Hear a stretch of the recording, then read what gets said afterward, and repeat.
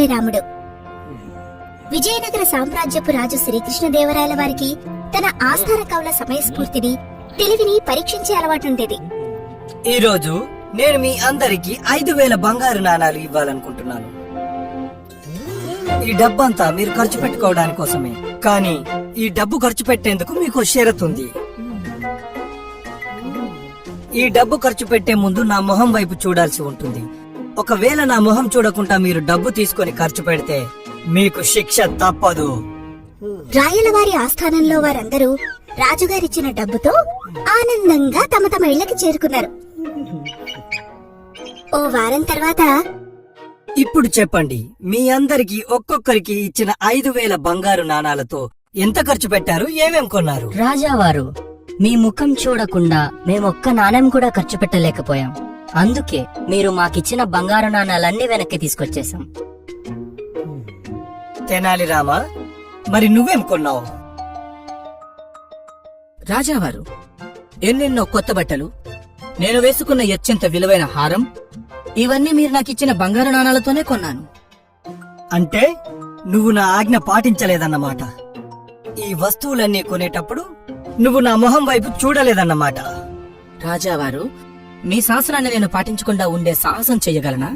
ఆ బంగారు నాణాలు ఖర్చు పెట్టే ప్రతిసారి నేను మీ ముఖం చూసేవాణ్ణి. అదేలా? నేనిక్కడ ఈ దర్బార్లోనే కదా ఉండేది. నువ్వు డబ్బు ఖర్చు పెట్టే ముందు నా దగ్గరికి ఎప్పుడూ రాలేదు. రాజావారు, నేను ఖర్చు పెట్టిన ప్రతి బంగారు నాణం మీద మీ ముఖం చూశాను. అన్ని బంగారు నాణాలపై మీ ముఖం యొక్క ముద్ర ఉంది. తెనాలి రాముడి తెలివితేటలకి రాయలవారు ఎంతో గర్వపడ్డారు. అందుకే తెనాలి రాముడికి మరో 5000 బంగారు నాణాలని బహుమతిగా ఇచ్చారు. నీ సమాధానంతో నన్నెంతో సంతోషపరిచావు తెనాలి రామా. ఈ బహుమతి నీ తెలివితేటలకు.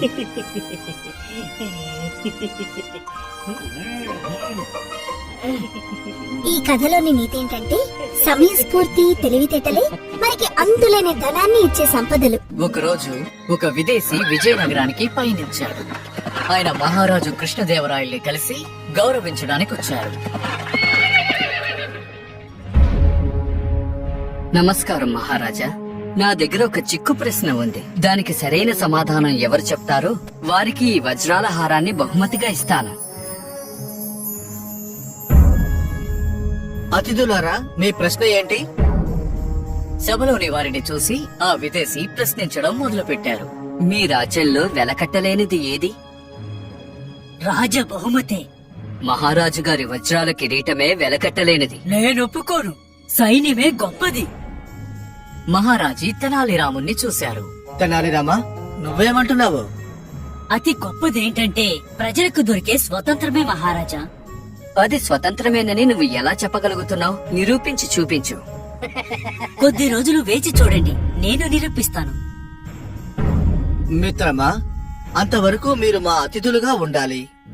తెనాలి రామా, అతిథుల గృహాన్ని వీరి కోసం సిద్ధం చేయి. తెనాలి రాముడు ఆ విదేశీ ఉండడానికి అన్ని ఏర్పాట్లు చేశారు. ఎన్నో రకాల వంటకాలతో ఆయనకి ఆహారం వడ్డించారు. కాలక్షేపానికి గాయకులు కూడా వచ్చారు.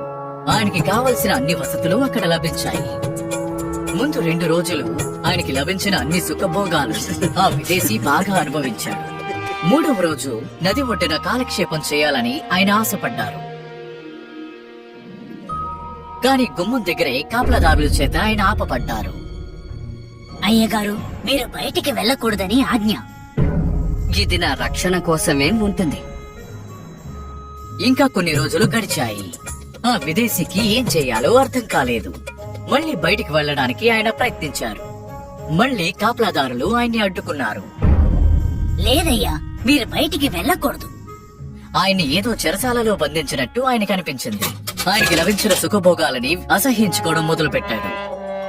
2 వారాల తర్వాత ఆ విదేశీని మహారాజు గారు అంతఃపురానికి రప్పించారు.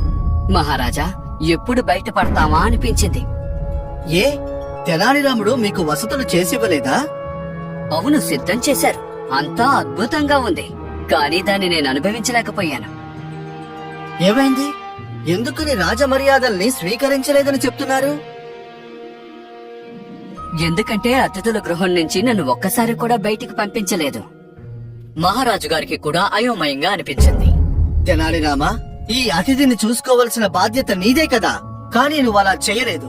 మహారాజా, స్వతంత్రం అనేది వెలకట్టలేనిదని మీకు నిరూపించాలనుకున్నాను. అతనికి అన్ని రాజభోగాలు లభించాయి, కానీ స్వతంత్రం లేనందువలన అతను వాటిని అనుభవించలేకపోయాడు. నీ సత్తా చూపించావు తెనాలి రామా. ఇదిగో వజ్రాల హారం. ఈ బహుమతి నీకే దక్కాలి.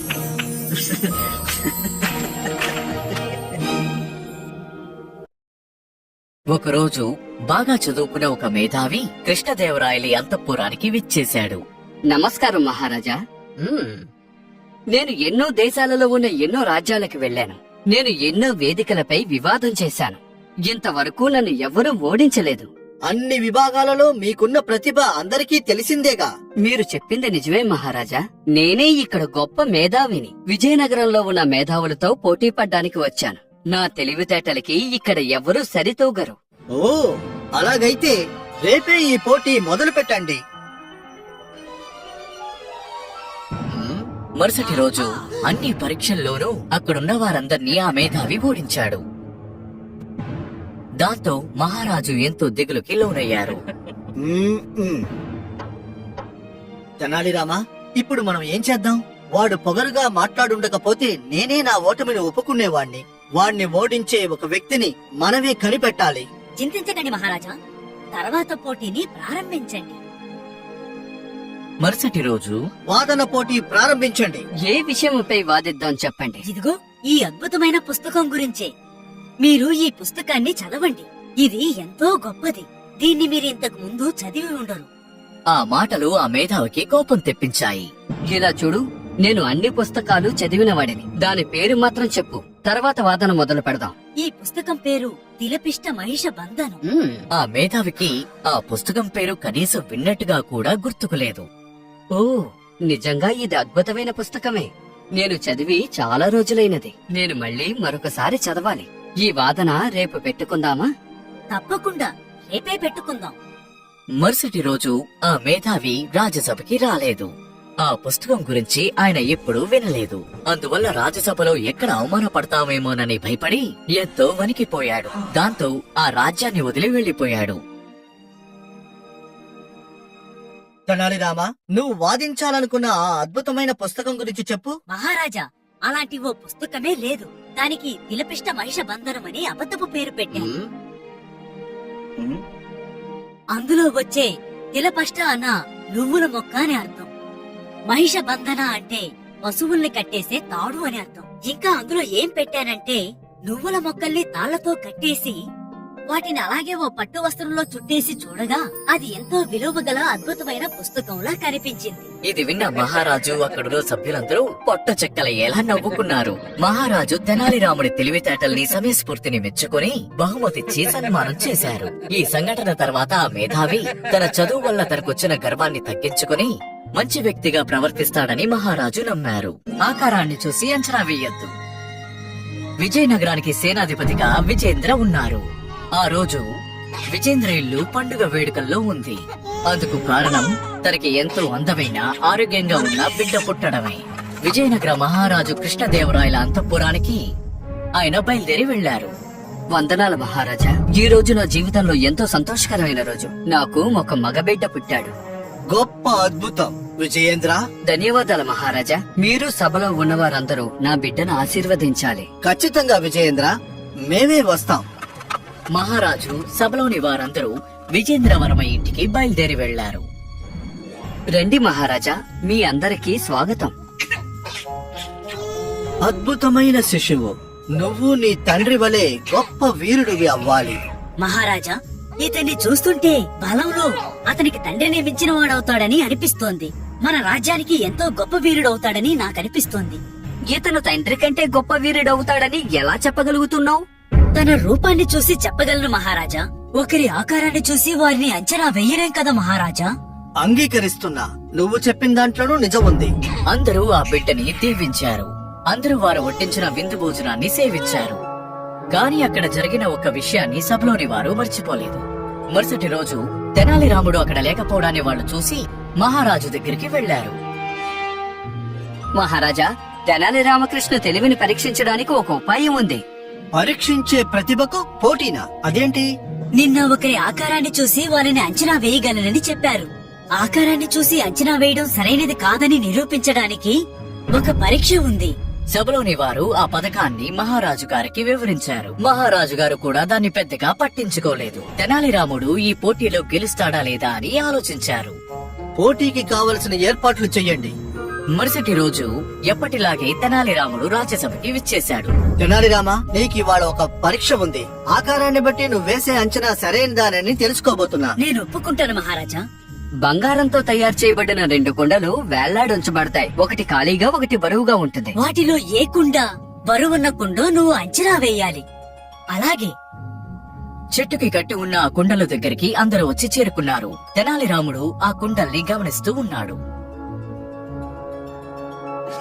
కుడివైపు ఉన్న ఉట్టెలో ఎక్కువ బంగారం ఉంది. చాలా చక్కగా చెప్పావు తెనాలి రామా. దాన్ని ముట్టుకోకుండానే ఎలా కనిపెట్టగలిగావు? గమనించే ప్రతిభే మహారాజా. బరువుగా ఉండే ఉట్టె తాడు దృఢంగా ఉంది, కానీ ఖాళీగా ఉన్న ఉట్టె గాలికి ఆడుతూ ఉంది. ఆకారాన్ని చూసి తను సరిగ్గా అంచనా వేయగలడని తెనాలి రాముడు నిరూపించాడు. ఒకరోజు కృష్ణదేవరాయలి రాజసభలో బాగా వయసైన ఒక ముసలివాడు వచ్చాడు. ఆయన ఎంతో నీరసంగా నడవలేని స్థితిలో ఉన్నారు. నమస్కారం మహారాజా. మీకేం కావాలి పెద్దాయన?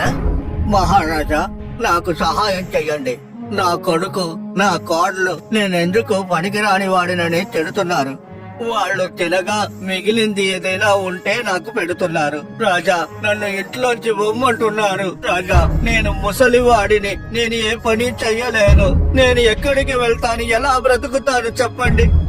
మహారాజా, ఈ సమస్యని నేను పరిష్కరిస్తాను. ఇతని జీవితాంతం ఇతని కొడుకు, ఇతని కోడలు బాగా చూసుకునేలాగా నేను చేస్తాను. పెద్దాయన, తెనాలి రాముడు చెప్పినట్టుగా చెయ్యండి. రాముడు ఆ ముసలాయనతో నాణాలతో ఉన్న ఒక సంచిని ఇచ్చాడు. ఏం చేయాలో వివరంగా చెప్పి పంపాడు. ఆ ముసలాయన ఆయన ఇంటికి చేరుకోగానే ఆయన కొడుకు, కోడలు ఆయన చేతిలో ఉన్న ఆ నాణాల సంచిని చూశారు. అందులో ఏముందో తెలుసుకోవాలని చాలా ఆతృతపడ్డారు. నేను ఇక్కడ కాసేపు ఉండి తర్వాత బయలుదేరతాను. ఆ ముసలాయన ఆయన గదిలోకి వెళ్లి ఆ నాణాలని లెక్క పెట్టడం మొదలు పెట్టారు.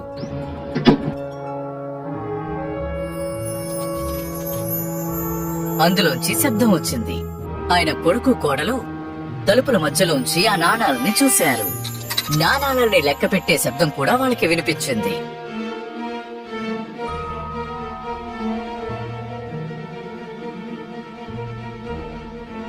మా నాన్నగారు బంగారపు నిధులు ఎక్కడో దాచిపెట్టినట్టున్నారు. ఆయనకి కావలసినప్పుడల్లా కొద్ది కొద్దిగా తీసుకొస్తున్నారు. అయితే మనం ఆయన్ని వెళ్ళనివ్వకూడదు.